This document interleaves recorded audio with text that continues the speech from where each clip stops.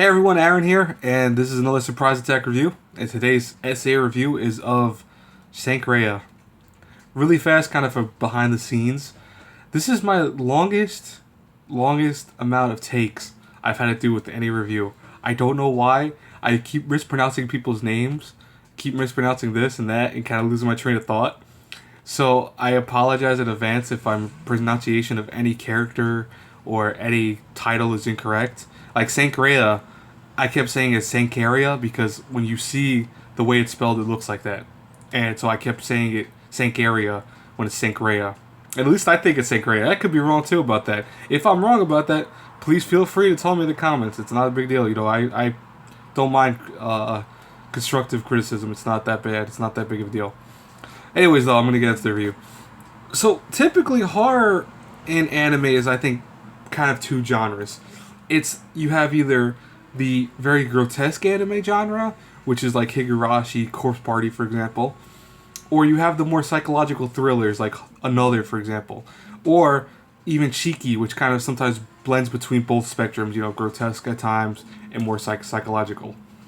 Then you have the unusual ones, the ones that, and I'm putting it in its own category because you almost kind of wonder if they read horror.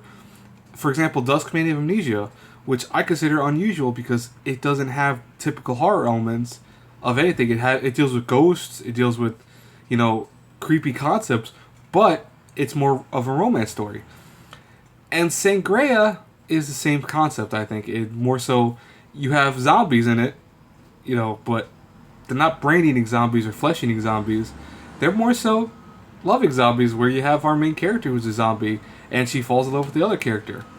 So, real fast to explain the backstory of this, Furuya is a typical kind of high school student who loves horror. He loves zombies, he loves anything to do with zombies. And what's funny is he even tells one of his friends that his ideal girlfriend is a zombie girlfriend. Don't read between the lines because that sounds creepier than it actually is. I just think it's already kind of creepy in the show, but they never do anything overly creepy about it, per se. I think the show has a lot of creepy elements, and I'm going to get into that why it's both a hindrance and kind of a good thing for the show. But then you have also Rhea, who's the main female protagonist of the show, who comes from a very well-to-do family. She has a very prestigious title. She has a lot of wealth. But her father is very creepy towards her in that he takes pictures of her when she's getting older and maturing, always naked. And he's very overprotective of her. And it's almost it's very, very creepy. What Rhea does then at one point is end up running into Furuya, and they end up kind of forming a bond of being kind of both outcasts in terms of, you have Rhea who's very closeted to a lot of things of the world, and you have Furuya who he doesn't know much beyond horror stuff. And what he's trying to do initially when they first meet is he's trying to bring back his dead cat who got hit by a car, and he was really in love with this cat. He loved it so much. And what he has is a book that was left to him by an ancestor, who actually more so he found it, where the book contains the ability to bring back the dead if done correctly. And through a very not foreseen but unforeseen consequence for them, Rhea at one point dies, which I'm not going to spoil how. I'm not going to talk about it too much. But it's obvious from the cover of this. I mean, you're going to find out right away about her dying. She dies, but is brought back to life by his potion, which also brought the cat back to life. There are some twists, though, with her being a zombie technically, but not seeking brain or flesh to kind of become healthy, but more so she eats hydrangea leaves, which are poisonous to everyone, but the people that are zombies are actually not affected by it. They actually need that for nourishment. And what the show does right initially, and I don't want to get into this too long, what the show does initially right is that it sets up a pretty unique concept of whole zombie concept. I mean, it's almost essentially you're taking, and it's said in the show too, but it's almost like you're taking zombies and making them from meat to vegetarians.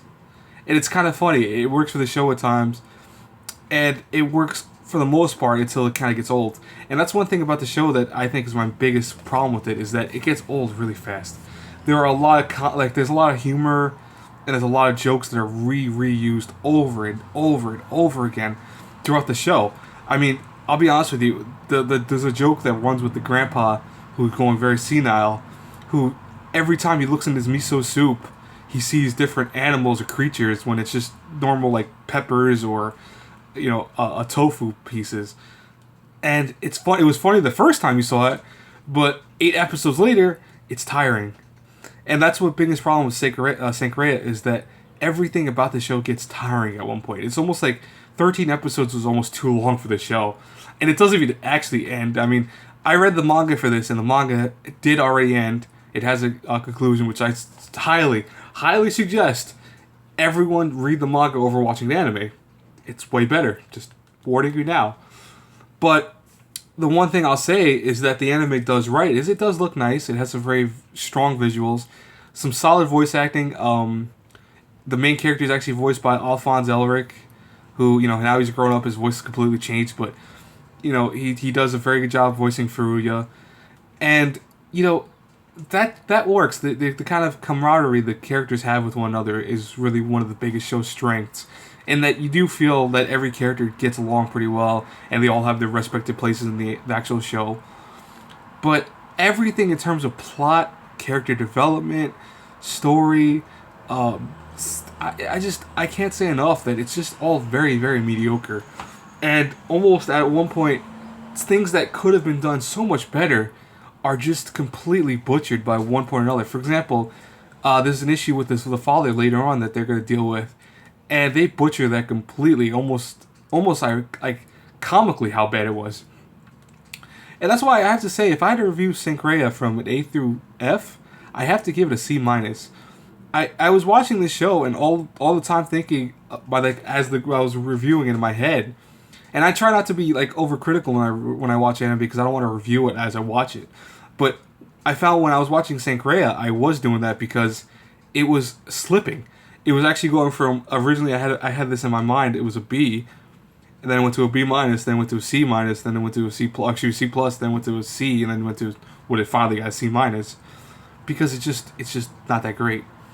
Now another thing, real fast, it does have some fan service. There is one scene of nudity, which ironically, and I'm not saying that I was going for it for that reason, but there is an uncensored version of this anime which I do own, and I think almost all the U.S. copies are like that, but I don't know what's uncensored about it, where there was only one scene that had any nudity whatsoever. And the most part, even if I had to give this an Ichi level, I give it an Ichi rating of maybe a 3 out of 10. It doesn't have very much, it doesn't show off too much of anything. You'll have the occasional upskirt shot because that's in every anime, it seems like nowadays. But that's it. There's nothing that's that much about the show. Yeah, but bottom line is I really suggest reading the manga. I love the manga. I thought the manga was great. And the anime was just really mediocre, and they could have did a lot more with it in terms of story, plot. And it's not that it was incomplete, but more so even with the source material it was based off of, because it did take a lot from the manga to use in the anime. It just butchered it a lot of ways. It got rid of things and elements that I just completely did like. The show, I would highly not recommend watching it if you could, but I'm not giving it a D plus because there's stuff that works about it. The concept works about it. The animation looks very nice. The sound quality is decent and the voice acting is good. That's the only thing I like about the show. Everything else, bad. Anyways, guys, I hope you like this kind of mini rant and review rave about this. Please like, comment, subscribe. You know the works. And as always, until our paths cross again in the next review, have a good one, everyone. Bye.